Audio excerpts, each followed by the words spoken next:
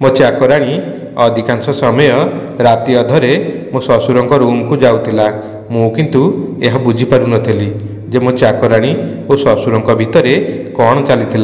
ससुर रूम भीतर को जीवा पूर्वर चाकराणी ठीक ठाक देखा जाऊ थाए, मात्र बहुत समय पर ससुर रूम रू फेरिबा परे बहुत थकी जाइतिबा भली देखा जाउतिला। सत कौन जानिबापाई मु ससुर रूम रे गोटे छोट कैमेराटे लगे देई ताकू मो मोबाइल रे देखी हेउतिबा भली प्रस्तुत करि देइतिली। से दिन राति रे मु जहा देखिथिली मो पाद तळु माटी भुस भुस होई खसी पड़िथिबा भली अनुभव हेइतिला। मु देखिथिली जे मो ससुर से चाकराणी सहित बहुत जोर रे संपूर्ण कहानी कौन आसतु शुणा। मो ना कनक, मो बापा माँ ए दुनिया छाड़ी केबेठारु चलीगलाणी। मोर गोटे बड़ भाई थिले, तांकर बाहागर हो जाइतिला। मो भाउजों ना लक्ष्मी थिला। मु मो भाई और भाउज सहित रहुतिली। मु 17 वर्षर युवती थिली। मो भाउज मते सब बड़े खराब कमेंट करिबारे लागिथिले। तांकर एभली व्यवहार पई मते पढ़ापढ़ी रे बहुत समस्या हेउतिला। मो भाउज सब बड़े मते शुणी शुणी कहूतिले, केवल तो पई आज मो स्वामी पिला छुआ करबा विषय रे भाबी पारु नांती। मते सेते बेले ताको खराब कमेंट सब शुणिबा छड़ा आ अन्य कोनोसी बाट नथिला। आ से समय रे से शहर मो पई नुआ थिला, तेणु मोर काहा सहित एतेटा चिन्हा जणा नथिला।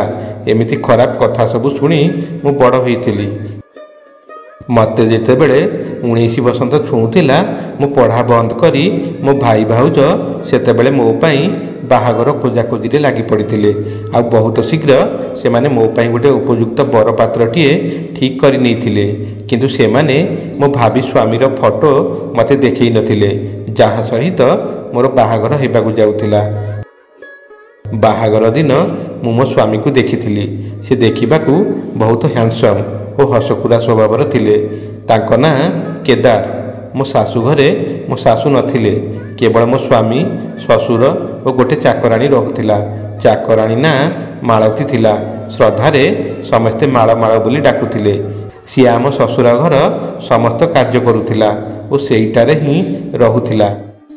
मो स्वामींकर व्यवसाय अन्य सहर रे थिला, सेथिपाई से मासकू गोटे दिन घर को आसुथिले। मोर सेठारे किछि काम नथिला, कारण घरर सबु काम करिबा पई चाकराणी माळ थिला। ता छड़ा तेजराती जिनिस सबू मो ससुर बजार रू नहीं आसुथिले। मते केबे बाहर को एकुटिया छाड़ू नथिले। से निज बाप भली मो जत्न नेउथिले। चाकराणी चाहू नथिला मो किछि काम धंदा घरर करे बोली, मात्र घरे बसी बसी मु अणनिश्वासी हो जाउथिली। सेथिपाई मु घरर किछि सफासफी करबा विषय रे चिंता करिथिली। ता पर दिन मु छात ऊपर को सफा करबा को जाउथिबा बेले चाकराणी मते जबरदस्ती अटके देई कहिथिला, मालिकाणी मु थाउ थाउ आपण काहेकि घर सफासफी करबा को बाहरिलेनी? जांतु जांतु, मु सब सफासफी करदेबी। आपण घरे अन्य छोट मोट काम कौन अछि करूथांतु। एमिति ससुर घरे मो दिन भल बीतुथिला। धीरे धीरे मो बाहागर को 5 वर्ष हो जाइतिला। किंतु से 5 वर्ष भितर गोटे दिन मो भाई भाउज मते देखिबाकू आसी नथिले। फोन टे करी भल मंद भी पचारिबाकू चेष्टा करि नथिले।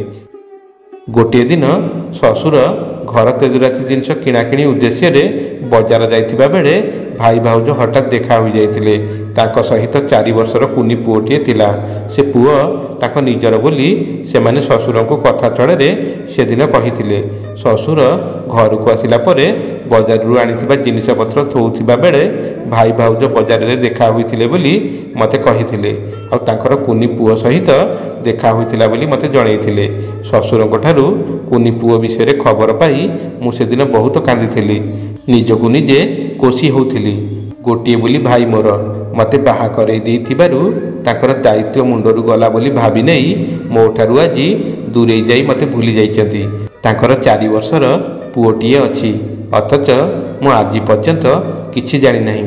मते से दिन जानी बहुत दुख लागुथिला जे मो भाई भाउज मते पुतुरा विषय रे टिके जणैबाकू मध्य चाहिले नाही।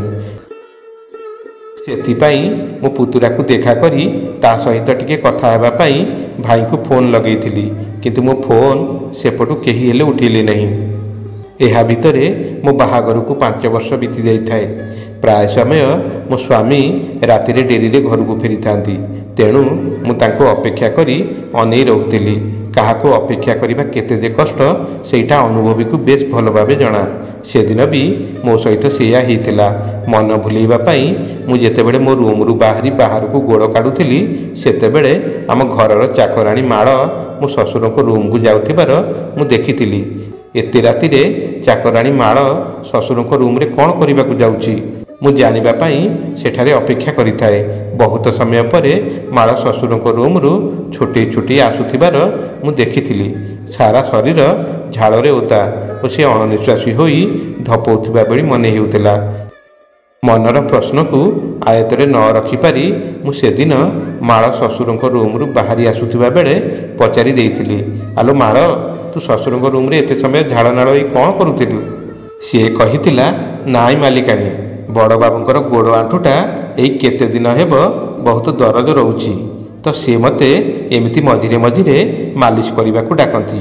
ଆଜି ଟିକେ ଅଧିକା ବ୍ୟଥା ହେଉଥିବାରୁ ମୋତେ ଅଧିକା ସମୟ ପର୍ଯ୍ୟନ୍ତ ତାଙ୍କୁ ମାଲିସ କରିବାକୁ ପଡ଼ିଲା। ମୁଁ ତାକୁ ସେତେବେଳେ ଆଉ ଅଧିକ କିଛି ପଚାରିବାକୁ ବାହାରିଥିବା ବେଳେ ମୋ ମୋବାଇଲକୁ ସ୍ୱାମୀ କେଦାରଙ୍କ ଫୋନ୍ ଆସି ପହଞ୍ଚି ଯାଇଥିଲା। ଫୋନ୍ ରିସିଭ୍ କରି କେଦାରଙ୍କ ସହିତ କଥା ହେଇ ହେଇ ମୁଁ ମୋ ରୁମ୍କୁ ସେତେବେଳେ ଚାଲି ଯାଇଥିଲି। ସେ ସେଦିନ ରାତିରେ ବିଳମ୍ବ ହେବ ବୋଲି ଦର୍ଶାଇ ମୋତେ ଅପେକ୍ଷା ନ କରି ଶୋଇଯିବାକୁ କହିଥିଲେ। ସକାଳୁ ସେ ଘରକୁ ଫେରିବେ ବୋଲି କହି ଫୋନ୍ କାଟିଥିଲେ। ରାତି ଅନେକ ହେଇଯାଇଥିବାରୁ ମୁଁ ବି ସେଦିନ ଗାଢ଼ ନିଦରେ ଶୋଇଯାଇଥିଲି। କିଛି ଦିନ ଏମିତି ମୋର ସମୟ ବିତୁଥିଲା। ହଠାତ୍ ଗୋଟିଏ ଦିନ ମୋ ଦେହ ଅସୁସ୍ଥ ହୋଇଯାଇଥିଲା। ଶ୍ୱଶୁର ଜାଣି ତୁରନ୍ତ ଗୋଟେ ଡାକ୍ତର ଘରକୁ ଡକେଇ ପଠାଇଥିଲେ। ସେ ମୋତେ ଚେକ୍ କରି ଜଣାଇଥିଲା ଯେ ମୁଁ ମା ହେବାକୁ ଯାଉଛି। ଏ କଥା ଶୁଣି ଘରେ ସେଦିନ ସମସ୍ତେ ଖୁସି ହୋଇଯାଇଥିଲେ। କେଦାର ସେଦିନଠାରୁ ବ୍ୟବସାୟକୁ ଛାଡ଼ି ମୋତେ ଅଧିକ ଧ୍ୟାନ ଦେବାରେ ଲାଗିଥିଲେ। ତାଙ୍କର ଘରକୁ ଆସିବା କେବେ କେବେ ଲେଟ୍ ହେଲେ ଶ୍ୱଶୁର ଓ ଚାକରାଣୀ ମୋ ଧ୍ୟାନ ରଖୁଥିଲେ, ଯାହା ମୋତେ ଭଲ ଲାଗୁନଥିଲା। ସମୟର ଚକ ଗଡ଼ୁଥିଲା। ମୋର ଗର୍ଭଧାରଣ 8 ମାସରେ ଯାଇ ପହଞ୍ଚିଲା। 8 ମାସରେ ସବୁ ଝିଅମାନେ ସେମାନଙ୍କ ବାପ ଘରକୁ ଚାଲି ଯାଇଥାନ୍ତି, କିନ୍ତୁ ମୋର ଏପରି ଭାଗ୍ୟ ନଥିଲା। ବାହାଘର ଏତେ ବର୍ଷ ପରେ ବି ଭାଇ ଭାଉଜ ମୋତେ ଦେଖିବାକୁ ଟିକିଏ ବି ଆସିନଥିଲେ। ଆଉ ଫୋନ୍ କରି କେବେ କିଛି ବି ଭଲ ମନ୍ଦ ପଚରାପଚରି କରୁନଥିଲେ। ଆଉ ମୁଁ କେମିତି ମୋ ଛୁଆଟିକୁ ଜନ୍ମ ଦେବା ପାଇଁ ମୋ ବାପ ଘରକୁ ଚାଲି ଯାଇଥାନ୍ତି। ମୋ ସ୍ୱାସ୍ଥ୍ୟ ଅବସ୍ଥା ଧୀରେ ଧୀରେ ଖରାପ ହେଉଥିଲା। ମୋତେ ଅନୁଭବ ହେଉଥିଲା ଯେମିତି ମୁଁ ବହୁତ ବେମାର ହୋଇଯାଇଛି। ବୋଧହୁଏ ମୁଁ ଆଉ ମୋ ଛୁଆଟିକୁ ଜନ୍ମ ଦେଇପାରିବି ନାହିଁ। ସେଥିପାଇଁ ଏଭଳି ଘଡ଼ିସନ୍ଧି ମୁହୂର୍ତ୍ତରେ ମୁଁ ଚାହୁଁଥିଲି ମୋ ମା ସମାନ ଭାଉଜ ସହିତ ଟିକେ ଦେଖା କରିବାକୁ, ତାଙ୍କ ସହିତ କଥା ହେବା ପାଇଁ, କିନ୍ତୁ ଏହା ସମ୍ଭବ ନଥିଲା। ମୋ ସ୍ୱାମୀ କେଦାର ମୋତେ ବୁଝେଇବାକୁ ଯାଇ କହୁଥିଲେ, ତୁମେ ଏତେ ଚିନ୍ତା କରିବା ଦରକାର ନାହିଁ। ତୁମେ ଆମ ଛୁଆକୁ ଏଇଠି ଜନ୍ମ ଦେବ, ଆଉ ମୁଁ ତୁମର କିଛି ହେବାକୁ ଦେବି ନାହିଁ। ସ୍ୱାମୀଙ୍କର ଏମିତି କଥା ପାଇଁ ମୋତେ ସାହସ ମିଳୁଥିଲା। 9 ମାସ ଚାଲିଥିବା ବେଳେ ହଠାତ୍ ଦିନେ ବହୁତ ଜୋରରେ ପ୍ରସବ ବେଦନା ହୋଇଥିଲା। ମୋ ସ୍ୱାମୀ ଓ ଶ୍ୱଶୁର ମୋତେ ତୁରନ୍ତ ମେଡ଼ିକାଲ ନେଇଯାଇଥିଲେ। ତାପରେ ବହୁତ ଯନ୍ତ୍ରଣା ସହିବା ପରେ ମୁଁ ଗୋଟେ ସୁନ୍ଦର ସ୍ୱାସ୍ଥ୍ୟବାନ ପିଲାଟିଏ ଜନ୍ମ ଦେଇଥିଲି। ପିଲା ଜନ୍ମ ହେବାର କିଛି ସମୟ ପରେ ଡିସଚାର୍ଜ ହୋଇ ଘରକୁ ଆସିଯାଇଥିଲି। ସେ ସମୟରେ କେଦାର ମୋର ଓ ଛୁଆର ବହୁତ ଭଲ ଯତ୍ନ ନେଇଥିଲେ। ଯେତେବେଳେ ମୋ ଭାଇ ଭାଉଜ ଏ ଖବର ଶୁଣିଥିଲେ ଯେ ମୁଁ ମା ହୋଇଛି ବୋଲି, ସେତେବେଳେ ବାହାଘର ପରେ ପ୍ରଥମ ଥର ପାଇଁ ମୋତେ ଦେଖିବା ପାଇଁ ଘରକୁ ଆସିଥିଲେ। ସେଦିନ ବହୁତ ଦିନ ପରେ ମୁଁ ଭାଇ ଭାଉଜ ସହିତ ଦେଖା ହୋଇ ବହୁତ ଖୁସି ଥିଲି। ଏତେ ଖୁସି ଥିଲି ଯେ ମୋ ଖୁସିର ଠିକଣା ନଥିଲା। ମୋ ଭାଇ ଭାଉଜ ତା ପରଦିନ ସେମାନଙ୍କ ଘରକୁ ଫେରି ଯାଇଥିଲେ। ଦିନ ବିତୁଥିଲା। ମୋ ଛୁଆକୁ 2 ମାସ ପୁରି ଯାଇଥିଲା। ଗୋଟିଏ ଦିନ ମୋ ସ୍ୱାମୀ ବ୍ୟବସାୟିକ କାମ ପାଇଁ ସହର ବାହାରକୁ ଯାଇଥିଲେ। ଘରେ ଖୁସିର ବାତାବରଣ ଥିଲା। ସବୁକିଛି ଠିକ୍ଠାକ୍ ଚାଲିଥିଲା। କିନ୍ତୁ ମୋତେ ଜଣା ନଥିଲା ଯେ ଏ ଖୁସି ମାତ୍ର ଅଳ୍ପ ଦିନ ପାଇଁ। ମୋତେ ତ ଏହା ବି ଜଣା ନଥିଲା ଯେ ଘରକୁ ଗୋଟିଏ ଫୋନ୍ ଆସିବ, ଆଉ ସେ ଗୋଟିଏ ଫୋନ୍ ଆମ ଜୀବନକୁ ଏମିତି ବଦଳେଇ ରଖିଦେବ। ସେଦିନ ଗୋଟେ ଖରାପ ଖବର ଫୋନ୍ ମାଧ୍ୟମରେ ଆସି ପହଞ୍ଚିଲା ଯେ ମୋ ସ୍ୱାମୀ କେଦାରଙ୍କର ଗୋଟିଏ ଗାଡ଼ି ଆକ୍ସିଡେଣ୍ଟରେ ଘଟଣାସ୍ଥଳରେ ହିଁ ମୃତ୍ୟୁ ହୋଇଯାଇଛି। ମୁଁ ତ ସେ ସମୟରେ କିଛି ଭାବିବା ପରିସ୍ଥିତିରେ ନଥିଲି। ମୁଁ କିଂକର୍ତ୍ତବ୍ୟ ବିମୂଢ଼ ହୋଇ ପଥରଟିଏ ପରି ବସି ରହିଥିଲି। ମୋର ପୁରା ଦୁନିଆ ଉଜୁଡ଼ି ଯାଇଥିଲା। ମୋ ସ୍ୱାମୀ ତ ଏ ପର୍ଯ୍ୟନ୍ତ ଆମ ଛୁଆ ସହିତ ଟିକେ ଭଲରେ ଖେଳି ବି ନଥିଲେ, ଆଉ ତାକୁ ଆଖି ପୂରେଇ ଭଲ କରି ଦେଖି ବି ନଥିଲେ। ଏ ଭୟାନକ ଘଟଣା ପରେ ମୁଁ ଏଡ଼େ ବଡ଼ ଦୁନିଆରେ ଏକୁଟିଆ ପଡ଼ିଯାଇଥିଲି। ଏହି ଘଟଣା ପରେ ଜୀବନ ବିତେଇବା ପାଇଁ ମୋର କେହି ସାହାରା ନଥିଲେ। ଆଉ ଏହି ଘଟଣା ପରେ ମୁଁ ଶ୍ୱଶୁର ଘରେ କିପରି ଚଳିବି ଆଉ କ'ଣ କରିବି କିଛି ବୁଝିପାରୁନଥିଲି। ସେଥିପାଇଁ ମୁଁ ଝିଅକୁ ଧରି ଭାଇ ଘରକୁ ଯିବା ପାଇଁ ସ୍ଥିର କରିଥିଲି। ମୋ ଶ୍ୱଶୁର କିନ୍ତୁ ସେତେବେଳେ ଛାଡ଼ିବାକୁ ପ୍ରସ୍ତୁତ ନଥିଲେ। ମୁଁ ତାଙ୍କୁ ବୁଝେଇବାକୁ କହିଥିଲି ଯେ ମୁଁ ରହି ଆଉ ଏଠି କ'ଣ କରିବି। ଏଠି ରହିଲେ ମୋତେ ମୋ ସ୍ୱାମୀଙ୍କ କଥା ଭାରି ମନେ ପଡ଼ୁଛି। ତାଙ୍କୁ ମନେ ପକାଇ ମୁଁ ପାଗଳ ହୋଇଯିବି ଏଠି ରହିଲେ। ସେଥିପାଇଁ ମୁଁ ଏବେ ଏଠାରେ ଆଉ ରହିବାକୁ ଚାହୁଁନାହିଁ। ଯେତେ ବୁଝେଇଲେ ବି ମୋ ଶ୍ୱଶୁର କିନ୍ତୁ ବୁଝିବାକୁ ପ୍ରସ୍ତୁତ ନଥିଲେ। ସେହି ସମୟରେ ଆମ ଚାକରାଣୀ ମାଳ କହିଥିଲେ, ଦିଦି ଆପଣଙ୍କ ଶ୍ୱଶୁର ତ ଏବେ ବଞ୍ଚିଛନ୍ତି। ସେ ଆପଣଙ୍କ ଦେଖାଶୁଣା ଭଲ ଭାବେ କରିପାରିବେ, ଆଉ ଆପଣ ନିଜ ଝିଅକୁ ଦେଖି ଜୀବନ ବିତାଇବେ। ଏମିତି ଆପଣଙ୍କ ଝିଅ ତା ନିଜ ବାପା ଘରେ ରହିପାରିବ। ତାହେଲେ ଆପଣ କାହିଁକି ବାରମ୍ବାର ଶାଶୁଘର ଛାଡ଼ି ଚାଲିଯିବାକୁ ଜିଦି ଧରିଛନ୍ତି? ଆପଣ ଏବଂ ଆପଣଙ୍କ ଛୁଆର ଏ ଘରେ କାମଧନ୍ଦା କରିଦେବାକୁ ମୁଁ ତ ଅଛି ଦିଦି। ଚାକରାଣୀ ମାଳର ଏପରି ବୁଝେଇବା ପରେ ମୁଁ ଭାବିବାକୁ ବାଧ୍ୟ ହୋଇଥିଲି ଯେ ଯଦି ମୁଁ ଶାଶୁଘର ଛାଡ଼ି ଭାଇ ପାଖକୁ ଯାଉଛି ତ ଭାଉଜ ବିଭିନ୍ନ କଥା ଶୁଣେଇ ଆଗ ଭଳି ମୋତେ ଖରାପ ବ୍ୟବହାର ପ୍ରଦର୍ଶନ କରିବ, ଦେଖେଇ ଶିଖେଇ ଦୁନିଆ କଥା କହିବ। ସବୁ କଥା ଭାବିବା ପରେ ମୋ ସ୍ୱାମୀ କେଦାରଙ୍କ କଥା ସେତେବେଳେ ବହୁତ ମନେ ପଡ଼ୁଥିଲା। ତାଙ୍କ କଥା ଭାବି ଭାବି ମୁଁ କାନ୍ଦିବାକୁ ଲାଗିଥିଲି। କିଛି ସମୟ ପରେ ତାଙ୍କ ଅନୁପସ୍ଥିତି ମୋତେ ସେ ରୁମ୍ରେ ବହୁତ ଦୁଃଖ ଦେଉଥିଲା। ସେଥିପାଇଁ ମୁଁ ଭାଇଙ୍କୁ ଫୋନ୍ ଲଗାଇ ତାଙ୍କୁ କହିଥିଲି ଯେ ମୁଁ ସେମାନଙ୍କ ନିକଟକୁ ଯିବାକୁ ଚାହୁଁଛି। ସେତିକିବେଳେ ଭାଉଜ ତାଙ୍କ ହାତରୁ ଫୋନ୍ଟିକୁ ଛଡ଼େଇ ନେଇ କହିଥିଲେ, ତୋ ସ୍ୱାମୀ ଯଦି ମରିଯାଇଛି ଆମକୁ କ'ଣ ଶସ୍ତା ପାଇଛୁ ଯେ ଛୁଆକୁ ନେଇ ଏଠାକୁ ପଳେଇ ଆସିବୁ? ତତେ ଆମେ ବାହା ଦେଇଥିଲୁ ତୁ ତ ସଂସାର ନେଇ ଚଳିବା ପାଇଁ, ଆଉ ଏବେ ତୁ ଶାଶୁଘର ଛାଡ଼ି କ'ଣ ବାପ ଘରକୁ ଆସିବାକୁ ବାହାରିଛୁ? ଏ କଥା ହେଇପାରିବ ନାହିଁ। ଆମେ ତତେ ଆଉ ତୋ ଛୁଆକୁ ଜୀବନ ସାରା ଚଳିପାରିବୁନି। ହଁ, ଯଦି ତୋ ସ୍ୱାମୀ ବ୍ୟବସାୟରୁ କମେଇଥିବା ସବୁ ଆୟ ପୁଞ୍ଜି ଆମକୁ ଆଣି ଦେବୁ ତାହେଲେ ଆମେ ତତେ ଆଉ ତୋ ଛୁଆକୁ ଏଠି ରହିବା ପାଇଁ ଅନୁମତି ଦେବା କଥା ଭାବିବୁ। ନହେଲେ ଏ ଘର ଏରୁଣ୍ଡି ଡେଇଁ ଆସିବାକୁ କେବେ ସାହସ କରିବୁ ନାହିଁ। ଏ ଘରେ ରହିବାକୁ ତୋର କିଛି ସ୍ଥାନ ନାହିଁ କି ଅଧିକାର ବି ନାହିଁ। ଏସବୁ ଶୁଣିବା ପରେ ମୋ ବିବେକ ମୋତେ ବାଧା ଦେଉଥିଲା ସେମାନଙ୍କ ପାଖରେ ଯାଇ ରହିବାକୁ। ଇଚ୍ଛା ନଥାଇ ମଧ୍ୟ ବାଧ୍ୟ ହୋଇ ମୋତେ ଶାଶୁଘରେ ରହିବାକୁ ପଡ଼ିଥିଲା। ଏମିତି ମୁଁ ଶାଶୁଘରେ ରହୁଥାଏ। ମୋ ସ୍ୱାମୀ କଥା ସେତେବେଳେ ବହୁତ ମନେ ପଡ଼ୁଥାଏ। ମୁଁ କେବଳ ମୋ ଛୁଆଟା ପାଇଁ ବଞ୍ଚୁଥିଲି। ଏମିତି ଭାବି ଭାବି ମୋ ମୁଣ୍ଡ ଭାରି ହୋଇଯାଇଥିଲା। ସେଥିପାଇଁ ମୁଁ ଶୀଘ୍ର ଶୋଇଯାଇଥିଲି। ଚାକରାଣୀ ମାଳ ପୁରା ଦିନ ସାରା ମୋ ଝିଅର ବହୁତ ଯତ୍ନ ନେଉଥିଲା। ମୁଁ ଖରାବେଳକୁ ଝିଅକୁ ନେଇ ବିଛଣାକୁ ଶୋଇବାକୁ ଚାଲି ଯାଉଥିଲି ଯେ ଯାଇ ସନ୍ଧ୍ୟାବେଳକୁ ଉଠୁଥିଲି। ଚାକରାଣୀ ମାଳ ମୋ ଝିଅର ଦେଖାଶୁଣା କରୁଥିଲା। ଗୋଟିଏ ଦିନ ମୁଁ ଝିଅକୁ ଭଲ କରି ନିରୀକ୍ଷଣ କଲାରୁ ଜାଣିବାକୁ ପାଇଲି ଯେ ସେ ଆଗ ଅପେକ୍ଷା ଟିକେ କଳା ଦେଖାଯାଉଥିଲା। ମୁଁ ଏ ବିଷୟରେ ଚାକରାଣୀକୁ ପଚାରିବାରୁ ସିଏ କହିଥିଲା, ଦିଦି ଛୋଟ ପିଲାଟା, ତାର ଏମିତି କେତେ ରଙ୍ଗ ବଦଳିବ, ଏହାକୁ ନେଇ ବ୍ୟସ୍ତ ହେବା କିଛି ଆବଶ୍ୟକ ନାହିଁ। ସେ କ'ଣ କହିବାକୁ ଚାହୁଁଥିଲା ମୁଁ ସେତେବେଳେ ଭଲ କରି ବୁଝିସାରିଥିଲି। ସେଥିପାଇଁ ମୁଁ ଖାଉଥିବା ଔଷଧକୁ ଧୀରେ ଧୀରେ ବନ୍ଦ କରିଦେଇଥିଲି। ତାଦ୍ୱାରା ମୋ ଶୋଇବା କମିଯାଇଥିଲା। ଚାକରାଣୀ ବହୁତ ଜିଦି କରୁଥିଲା ଝିଅକୁ ତାକୁ ଖେଳେଇବାକୁ ଦେବା ପାଇଁ, ମାତ୍ର ମୁଁ ତାର ଦେଖାଶୁଣା ନିଜେ କରିବାକୁ ସ୍ଥିର କରିଥିଲି। ଗୋଟିଏ ଦିନ ମୁଁ ଝିଅର କପଡ଼ା କିଣିବାକୁ ଚାକରାଣୀ ମାଳ ସହିତ ବଜାର ଯାଇଥିଲି। ସେଠାରେ ମୋ ସ୍ୱାମୀ ଭଳି ଦେଖାଯାଉଥିବା ଗୋଟିଏ ଲୋକ ପରିବାପତ୍ର କିଣୁଥିବାର ମୁଁ ଦେଖିବାକୁ ପାଇଥିଲି। ଏହା ଅନୁଭବ ହେଲା ପରେ ମୁଁ ତୁରନ୍ତ ଫେରି ସେଠାରେ ଥିବା ସେ ପରିବା ଦୋକାନକୁ ଚାକରାଣୀକୁ ଅନେଇବାକୁ କହି ତାକୁ ପଚାରିଥିଲି, ଆଲୋ ମାଳ, ଦେଖିଲୁ ସେ ବାବୁ ଜଣକ ମୋ ସ୍ୱାମୀ କେଦାର ନୁହେଁ ତ? ସେ ଆଡ଼କୁ ଅନେଇ ମାଳ କ'ଣ ଦେଖିଲା କେଜାଣି କହିଲା, ନା ଦିଦି, ତମେ ଯେମିତି ଭାବୁଛ ସେମିତି କେହି ଲୋକ ସେଠାରେ ନାହାନ୍ତି। ମୁଁ ଆଉ ଥରେ ଯେତେବେଳେ ଦେଖିଥିଲି ସତରେ ସେଠାରେ କେହି ନଥିଲେ। ଯେହେତୁ ମୁଁ ମୋ ସ୍ୱାମୀ କେଦାରଙ୍କ କଥା ସବୁବେଳେ ଭାବୁଥିଲି ସେଥିପାଇଁ ବୋଧହୁଏ ମୋତେ ଏମିତି ଅନୁଭବ ହୋଇଥାଇପାରେ।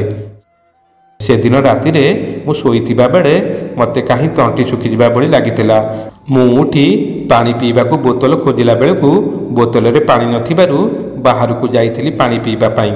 ପାଣି ଆଣିବାକୁ ଗଲାବେଳେ ଦେଖିଲି କେହି ଜଣେ ସ୍ତ୍ରୀ ଲୋକଟିଏ ନାଇଟ୍ ଡ୍ରେସ୍ଟିଏ ପିନ୍ଧି ଶ୍ୱଶୁରଙ୍କ ରୁମ୍କୁ ତରତର ହୋଇ ପଶିଯାଇଥିଲା। ନିଦରୁ ଉଠିଥିବାରୁ ଆଉ ବାହାରେ ଅନ୍ଧାର ଥିବାରୁ ମୁଁ ତାକୁ ଭଲ କରି ଠଉରେଇ ପାରିନଥିଲି। ମୁଁ ଉତ୍ସାହବଶତଃ ଶ୍ୱଶୁରଙ୍କ ରୁମ୍ ନିକଟକୁ ଯାଇ କାନ ଦେଇ ଭିତରେ ହେଉଥିବା ଶବ୍ଦ ଶୁଣିବାକୁ ଚେଷ୍ଟା କରିଥିଲି, କିନ୍ତୁ କିଛି ଶବ୍ଦ ଶୁଣିବାକୁ ପାଇନଥିଲି। ବଡ଼ ଆଶ୍ଚର୍ଯ୍ୟ ହୋଇ ସେତେବେଳେ ମୁଁ ରୋଷେଇ ଘରକୁ ଯାଇ ପାଣି ପିଇଥିଲି। କାହାକୁ ଏମିତି ଏତେ ରାତିରେ ଅନ୍ଧାରରେ ଦେଖିଥିବାରୁ ମନେ ମନେ ବହୁତ ଡରି ଯାଇଥିଲି। ଏ ବିଷୟରେ ଆଲୋଚନା କରିବା ପାଇଁ ମୁଁ ସଙ୍ଗେ ସଙ୍ଗେ ଚାକରାଣୀ ମାଳ ନିକଟକୁ ଯାଇ ଦେଖିଲା ବେଳକୁ ସେ ତା ବିଛଣାରେ ନଥିଲା। ମୋତେ ସେତେବେଳେ ଭାରି ବିରକ୍ତ ଲାଗିଥିଲା। ଏତେ ରାତିରେ ଏ ଘରେ କ'ଣ ସବୁ ଚାଲିଛି। ନିଦ ଲାଗୁଥିବାରୁ ଚୁପଚାପ ଯାଇ ମୁଁ ମୋ ରୁମ୍ରେ ଶୋଇଯାଇଥିଲି। ପରଦିନ ଉଠି ସକାଳୁ ସକାଳୁ ନିଦୁଆ ଆଖିରେ ମୁହଁ ଧୋଉ ଧୋଉ ରାତି କଥା ଭାବୁଥିଲି। ଶ୍ୱଶୁର ସକାଳୁ ବଗିଚାକୁ ଗଛରେ ପାଣି ଦେବା ପାଇଁ ଚାଲି ଯାଇଥିଲେ। ଚାକରାଣୀ ମାଳ ରୁମ୍କୁ ଯାଇ ତାକୁ ଖୋଜିଲା ବେଳକୁ ସେ ରୁମ୍ରେ ନଥିଲା। ରୋଷେଇ ଘରେ ପ୍ରେସର କୁକରର ହୁଇସିଲରୁ ଜାଣିଗଲି ଯେ ମାଳ ରୋଷେଇ ଘରେ ଅଛି। ତା ରୁମ୍ରୁ ମୁହଁ ବୁଲେଇ ଫେରୁଥିବା ବେଳେ ମୋ ନଜରରେ ଗୋଟିଏ ନାଲି ନାଇଟ୍ ଡ୍ରେସ୍ ଅସଜଡ଼ା ହୋଇ ପଡ଼ିଥିବାର ଦେଖିଥିଲି। ସେ ନାଇଟ୍ ଡ୍ରେସ୍ରୁ ମୁଁ ମାଳକୁ ରାତିର ଘଟଣାକୁ ନେଇ ସନ୍ଦେହ କରିବାରେ ଲାଗିଥିଲି। ଚାକରାଣୀ ମାଳ ଶ୍ୱଶୁରଙ୍କ ରୁମ୍କୁ ବାରମ୍ବାର ଯିବାର କାରଣ ଜାଣିବା ପାଇଁ ଉତ୍ସୁକତା ବଢ଼ୁଥିଲା। ସତ୍ୟ ଜାଣିବା ପାଇଁ ମୁଁ ଗୋଟିଏ ଯୋଜନା କରି ଶ୍ୱଶୁରଙ୍କ ରୁମ୍ରେ ବିଛଣା ସଜାଡ଼ିବାର ବାହାନା କରି ଗୋଟିଏ ଛୋଟ କ୍ୟାମେରାଟିଏ ଖଞ୍ଜି ଦେଇଥିଲି, ଯେଉଁଥିରେ ପୁରା ରୁମ୍ର ଚିତ୍ର ସ୍ପଷ୍ଟ ଭାବେ ଦେଖାଯାଉଥିଲା। ସେଦିନ ପ୍ରତିଦିନ ଭଳି ଖାଇବା ପିଇବା ଘର କାମ ଭଳି ଦୈନନ୍ଦିନ କାର୍ଯ୍ୟରେ ଦିନ ବିତିଯାଇ ରାତି ଆସି ପହଞ୍ଚିଥିଲା। ମୁଁ ଆଉ ସେଦିନ ନ ଶୋଇ ଚାହିଁ ରହିଥିଲି ପ୍ରକୃତ ସତ୍ୟ କ'ଣ ଜାଣିବା ପାଇଁ। ମୋବାଇଲରେ କ୍ୟାମେରା କନେକ୍ଟ ହୋଇଥିବା ଆପ୍କୁ ଖୋଲିକରି ବସି ଦେଖୁଥିଲି। ହଠାତ୍ ରାତି ଅଧରେ ମୁଣ୍ଡରେ ଗାମୁଛା ଠେକା ବାନ୍ଧି ଗୋଟିଏ ଲୋକଟିଏ ପଶି ଆସିବାର ଦୃଶ୍ୟ ମୁଁ ଛାଇ ଅନ୍ଧାରରେ ଦେଖିଥିଲି। ସେତେବେଳେ ଶ୍ୱଶୁର ତାଙ୍କ ବିଛଣାରେ ଗଡ଼ପଡ଼ ହେଉଥିଲେ। ସେ ଲୋକଟି ଆସି ତାଙ୍କ ବିଛଣା ପାଖରେ ବସି ତା ଗାମୁଛା ମୁଣ୍ଡରୁ ଖୋଲି ମୁଣ୍ଡ ଚୁଟି ସଜାଡ଼ିଥିଲା। ମୁଁ ତା ମୁହଁ କ୍ୟାମେରାରେ ଦେଖି ଆଶ୍ଚର୍ଯ୍ୟଚକିତ ହୋଇ ରହିଯାଇଥିଲି। ମୋ ପାଦ ତଳୁ ମାଟି ଭୁସୁ ଭୁସୁ ହୋଇ ଖସି ପଡ଼ୁଥିବା ଭଳି ମୋତେ ଅନୁଭବ ହେଉଥିଲା। ଭୟରେ ଶରୀରରୁ ମୋର ଗମ ଗମ ହୋଇ ଝାଳ ବୋହିବାରେ ଲାଗିଥିଲା। ସେ ଗାମୁଛା ଖୋଲିଥିବା ଲୋକଟି ଆଉ କେହି ନୁହେଁ, ସେ ମୋ ସ୍ୱାମୀ କେଦାର ଥିଲା। ଶ୍ୱଶୁର ଆଉ ମୋ ସ୍ୱାମୀ ବିଛଣା ଉପରେ ବସି କଥା ହେଉଥିବା ବେଳେ ସେ ଘରକୁ ଆଉ ଜଣେ ସ୍ତ୍ରୀ ଲୋକଟିଏ ଆସି ପହଞ୍ଚିଲା। ସେ ପୂର୍ବ ରାତି ଭଳି ସମାନ ନାଇଟ୍ ଡ୍ରେସ୍ଟେ ପିନ୍ଧିଥିଲା। ତା ମୁହଁକୁ ଭଲ କରି ଲକ୍ଷ୍ୟ କରିବାରୁ ଜାଣିଗଲି ଯେ ମୋ ସନ୍ଦେହ ସତ୍ୟ ଥିଲା। ସେ ସ୍ତ୍ରୀ ଲୋକଟି ଆଉ କେହି ନୁହେଁ, ବରଂ ଆମ ଚାକରାଣୀ ମାଳ ଥିଲା। ଭୟରେ ମୁଁ ପଥରଟେ ପରି ସେମିତି ମୋବାଇଲ ସ୍କ୍ରିନ୍କୁ ଚାହିଁ ରହିଥିଲି। ତା ପର ଘଟଣା ଦେଖି ମୁଁ ଚେତା ହରେଇ ବସିବା ଭଳି ଅନୁଭବ କରିଥିଲି। ସେ ତିନି ଜଣ କିଛି ସମୟ ବିଛଣା ଉପରେ ବସି କଥା ହେବାରେ ଲାଗିଯାଇଥିଲେ। ଚାକରାଣୀ ମାଳ, କେଦାର ଓ ମୋ ଶ୍ୱଶୁରଙ୍କ ମଧ୍ୟରେ କିଛି ସମୟ କ'ଣ କଥାବାର୍ତ୍ତା ହେଇଥିଲା। ତାପରେ ଚାକରାଣୀ ମାଳ ଯାଇ ଶ୍ୱଶୁରଙ୍କ ସହିତ ଦେହ ଲଗେଇ ଶୋଇଯାଇଥିଲା। ଶ୍ୱଶୁର ତାକୁ କୋଳେଇ ନେଇ ତା ଓଠକୁ ଚୁମ୍ବନଟିଏ ଦେଇଥିଲେ। ସେ ଦୁଇଜଣ, ମୋ ଶ୍ୱଶୁର ଓ ଚାକରାଣୀ, ଚୁମ୍ବନ କ୍ରିୟାରେ ବ୍ୟସ୍ତ ଥିବା ବେଳେ ମୋ ସ୍ୱାମୀ କେଦାର ସେ ବିଛଣାରେ ବସି ଚାକରାଣୀର ପଛପଟୁ ତାକୁ ଆଉଁସୁ ଆଉଁସୁ ତା ନିକଟରେ ତା ଦେହକୁ ଦେହ ମିଶେଇ ଶୋଇଯାଇ ତା ସହିତ ଖେଳିବାରେ ଲାଗିଯାଇଥିଲେ। ଧୀରେ ଧୀରେ ରାତି ବଢ଼ିବା ସହିତ ସେମାନଙ୍କ ଭିତରେ ଦୈହିକ କାମନାର ରାକ୍ଷସ ତାର କାୟା ବିସ୍ତାର କରି ଚାଲିଥିଲା। ଏମିତି ବହୁତ ସମୟ ଧରି ସେମାନଙ୍କ ମଧ୍ୟରେ ଏ ଖରାପ ସମ୍ପର୍କ ଚାଲିଥିଲା। ଲାଗୁଥିଲା ସେମାନେ ବହୁତ ଦିନରୁ ଏ ସମ୍ପର୍କ ରଖି ଆସୁଛନ୍ତି। ଚାକରାଣୀ ମାଳକୁ ଦେଖିଲେ ଲାଗୁନଥିଲା ସିଏ ଏତେ ଖରାପ ଝିଅଟିଏ ହେଇଥିବ, କିନ୍ତୁ ମୁଁ ଭୁଲ ଥିଲି। ସେ ଏକା ସାଥିରେ ମୋ ଶ୍ୱଶୁର ଓ ମୋ ସ୍ୱାମୀକୁ ତା ଆୟତ୍ତରେ ରଖିଥିଲା। ଏମିତି ପାପ ସମ୍ପର୍କରେ ସେ ତିନି ଜଣ ସେଦିନ ରାତିରେ ଗୋଟିଏ ବିଛଣା ଉପରେ ବହୁତ ସମୟ ପର୍ଯ୍ୟନ୍ତ ଲିପ୍ତ ରହିବା ପରେ ବିଛଣା ଛାଡ଼ି ଅଲଗା ଅଲଗା ହୋଇ ବସି ଯାଇଥିଲେ। ମୋ ଶ୍ୱଶୁର ବିଛଣା ଉପରେ ଶୋଇ ପଚାରିଥିଲେ ମୋ ସ୍ୱାମୀଙ୍କୁ, ଆଉ କେଦାର, ତୋ ନୂଆ ଜୀବନ କେମିତି ବିତୁଛି? ସେତିକିବେଳେ ଚାକରାଣୀ ମାଳ ପଚାରିଥିଲା, ଆମକୁ ଏ ନାଟକ ଆଉ କେତେ ଦିନ କରିବା ପାଇଁ ପଡ଼ିବ? ସିଏ ଏବେ ଆଉ ତା ଛୁଆକୁ ମୋତେ ଧରିବାକୁ ଦେଉନାହିଁ। ତା କଥା ଶୁଣି ମୋ ସ୍ୱାମୀ କହୁଥିଲେ, ଧୈର୍ଯ୍ୟ ଧର, ଆମେ ତାର ଏବଂ ତା ପିଲା ପାଇଁ ଗୋଟେ ବଡ଼ ପାର୍ଟିଟିଏ ଯୋଗାଡ଼ କରୁଛୁ। ସେ ପର୍ଯ୍ୟନ୍ତ ତୁ ଏମିତି ନାଟକ କରୁଥା ଯେମିତି ସେ କିଛି ବି ତୋ ଉପରେ ସନ୍ଦେହ ନ କରୁ। ଏସବୁ ମୁଁ ମୋ ନିଜ ଆଖିରେ ଆଉ କାନରେ ଶୁଣି ସାରିଲା ପରେ ମୋ ମୁଣ୍ଡ ବୁଲେଇ ଯାଉଥିଲା। ଦେହରୁ ମୋର ଝାଳ ଗମ ଗମ ହୋଇ ବୋହି ଚାଲିଥିଲା। ଲାଗୁଥିଲା ଯେପରି ମୁଁ ଏବେ ଏବେ ବେହୋସ ହୋଇଯିବି। ସେମାନେ ସମସ୍ତେ ମିଛୁଆ ଓ ଠକ ଲୋକ ସବୁ ଥିଲେ। ସେମାନଙ୍କର ଯୋଜନା ଥିଲା ମୋତେ ଓ ମୋ ଛୁଆକୁ ବାହାର ଦେଶର ଏଜେଣ୍ଟମାନଙ୍କୁ ବିକ୍ରି କରି ମୋଟା ଅଙ୍କର ପଇସା କମାଇବା ପାଇଁ। କିନ୍ତୁ ସେମାନଙ୍କର ସବୁ ଯୋଜନା ସେଦିନ ରାତିରେ କ୍ୟାମେରା ଆଗରେ ସବୁ ଧରା ପଡ଼ିଯାଇଥିଲା। ତାଙ୍କ ଉଦ୍ଦେଶ୍ୟ ମୁଁ ବୁଝିପାରି ତା ପରଦିନ ମୋ ଭାଇକୁ ଫୋନ୍ କରି ଏ ବିଷୟରେ ସବୁ ସତ କଥା କହିଦେଇଥିଲି। ଭାଇ ଭାଉଜ ସିନା ମୋ ଉପରେ ଚିଡ଼ୁଥିଲେ, ମୋତେ ଭଲ ପାଉନଥିଲେ, କିନ୍ତୁ ଏମିତି ଘୃଣା କାର୍ଯ୍ୟକୁ କେବେ ପ୍ରୋତ୍ସାହନ ଦେବା ପାଇଁ ପ୍ରସ୍ତୁତ ନଥିଲେ। ଯେତେ ହେଲେ ବି ମୋତେ କୋଳେଇ କାଖେଇ ବଡ଼ କରିଛନ୍ତି। ତାପରେ ସେମାନେ ପୋଲିସକୁ ଏ ବିଷୟରେ ଅବଗତ କରାଇବାରୁ ପୋଲିସ ସେଦିନ ସେମାନଙ୍କ ଟିମ୍ ସହିତ ଆସି ମୋତେ ଓ ମୋ ଛୁଆକୁ ଉଦ୍ଧାର କରିବା ସହିତ ସେମାନଙ୍କୁ ଜେଲକୁ ପଠାଇ ଦେଇଥିଲା। ଭାଇ ଆଉ ଭାଉଜ ସହିତ କିଛି ଦିନ ରହିବା ପରେ ମୁଁ ନିଜକୁ ସମ୍ଭାଳି ଗୋଟେ ଭଲ ଚାକିରିଟିଏ କରିଥିଲି। ଯାହା ରୋଜଗାର କରୁଥିଲି ଭାଉଜକୁ ନେଇ ଦେଇ ଦେଉଥିଲି। ଭାଉଜ ଟିକେ ପଇସା ଲୋଭିଥିବାରୁ ମୁଁ ତାଙ୍କ ହାତକୁ ମୋ ମାସକର ରୋଜଗାର ବଢ଼େଇ ଦେଉଥିବାରୁ ଖୁସିରେ ମୋତେ ଆପଣେଇ ନେଇଥିଲେ। ମୋର ଓ ମୋ ପିଲାର ନିଜ ଛୁଆ ପରି ଯତ୍ନ ନେଉଥିଲେ। ଦୁଃଖ ଭୁଲି ଏମିତି ମୋ ସୁଖର ଦିନକୁ ଫେରି ପାଇବି ବୋଲି ମୁଁ କେବେ କଳ୍ପନା କରିପାରିନଥିଲି। ସତରେ ଏ ଜୀବନ ବଡ଼ ବିଚିତ୍ର। बंधुगण आशा करूछु आपण मानकु ए कहानीटी निश्चय पसंद आसीथिबो। कहानीटी पसंद आसीथिले हमर ए चैनल को लाइक एवं शेयर कर दियंतु। हां जदि हमर ए चैनल को नुवा करी आछिथि चैनल टी को सब्सक्राइब करबा संगे संगे बेल आइकन को दबेई ऑल बटन टी को चिपि दियंतु। जेते बेले भी एई बडी वीडियो हम चैनल रे आसीबो सर्वप्रथमे आपण मानक पाखु नोटिफिकेशन जिवो। पुनी देखाइबो आगामी वीडियो रे आ एक नुवा कहानी को नै। सेतबेला पर्यंत रहूछु। जय जगन्नाथ।